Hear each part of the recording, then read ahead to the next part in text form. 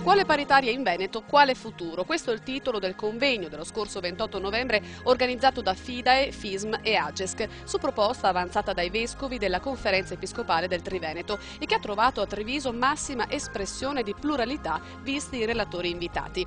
Un futuro incerto, decisamente, e un presente comunque di difficile gestione, soprattutto economica. 125.000 studenti in Veneto frequentano le scuole paritarie ed è soprattutto per loro e per la libertà di scelta delle loro famiglie che il convegno è stato organizzato. Molti i relatori di spessore intervenuti, come la presidente nazionale di AGESC, Maria Grazia Colombo, e Luigi Morgano, segretario nazionale di FISM, e il ministro al welfare Sacconi.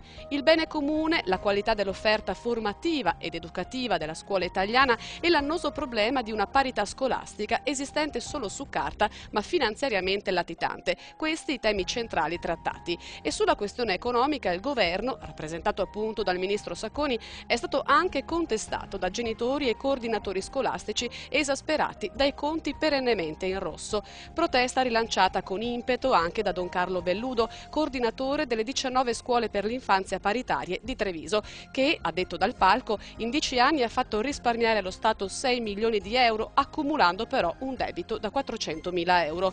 Una mattinata quindi appassionata, ricca di spunti di riflessione che, si spera, non restino solo pensieri, ma si trasformino presto in concrete azioni di governo, sia nazionale che regionale.